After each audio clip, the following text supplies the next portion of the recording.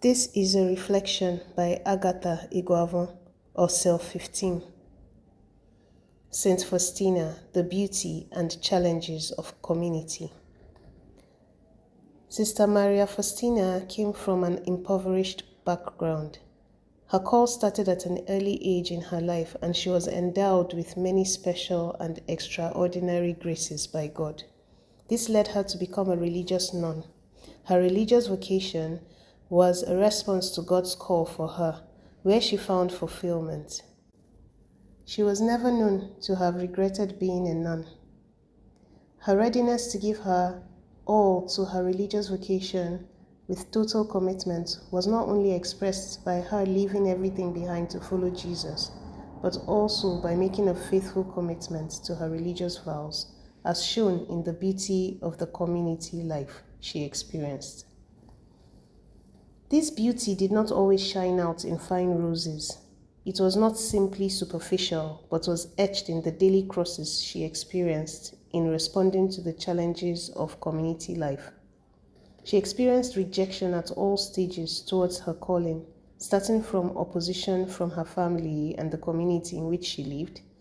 Extreme health struggles and challenges were her constant features that at a point she started doubting her mental health status, especially with the disturbing impression of the fellow sisters who thought that she was trying to avoid work and pretending to be ill at all times.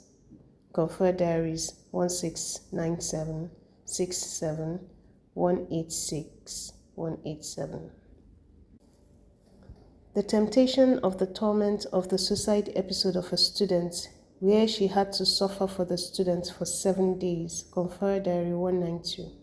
And when she was ordered to stand by the chapel corridor waiting to falsely accuse herself before the Mother General of a crime she did not commit, Confer Diary 196, and many other instances show how she bore the challenges of her community living with deep faith and a sense of mortification.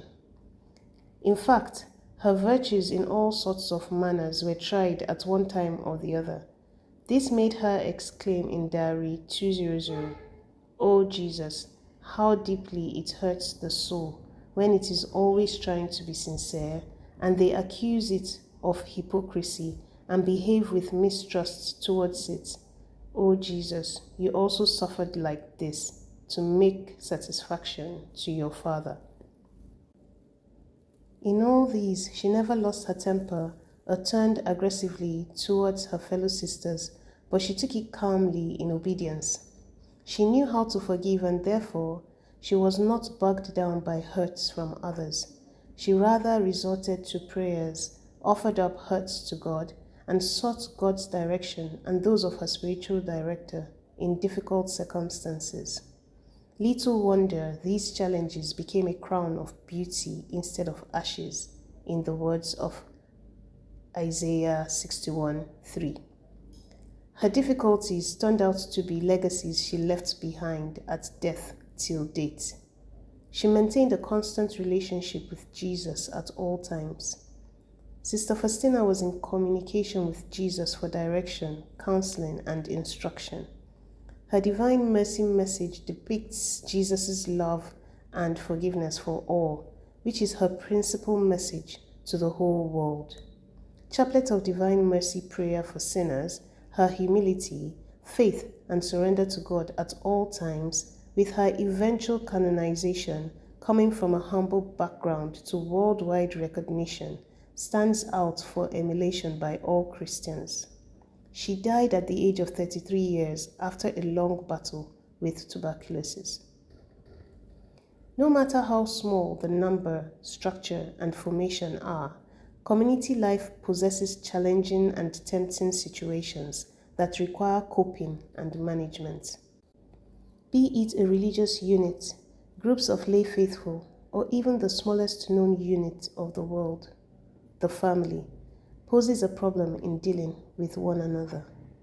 Sister Faustina has given us a blueprint on how to cope and manage the situation, and her strategy is to focus on the ultimate goal of the unit.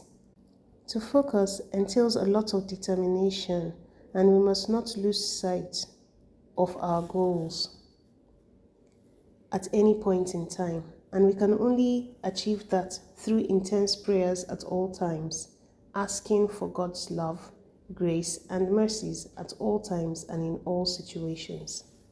Despite life's challenges and suffering, persistence in prayer was a major goal for her. Her focus was being with Christ in suffering, and she firmly believed that God would not abandon or leave her alone. Her life of prayer is worth emulating, becoming more prayerful and determined in the face of suffering, fulfilling her mission of Jesus, I trust in you.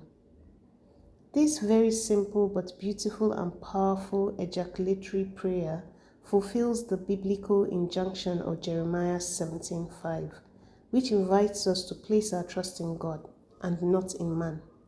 It is an injunction that taught me the need to always ask for the grace of perseverance in prayers at all times and in any situation. May the good Lord grant each of us the grace to persevere to the end. The role of the spiritual directors in our spiritual growth and development can never be overemphasized. We all need spiritual directors to guide us through our day-to-day spiritual walk. When we pray and place ourselves under faithful guidance, learning how to forgive promptly, we can turn the challenges of our community life, ranging from the family, religious unit, and the broader society, into fertile souls for the beauty of community virtues to grow. God blesses us through the cross. Through the challenges we experience in our community lives, He gives us abundant blessings. When we unite these challenges with Him, we receive His blessings. Without Him, these challenges will turn into frustrations and become breeding grounds for vices. Saint Faustina, as you have exemplified the beauty and challenges of community life to us, may our daily challenges in our different community units help us sow the seeds of beautiful virtues that will water the earth's surface with God's love and joy. Jesus, I trust in you. Jesus, I trust in you.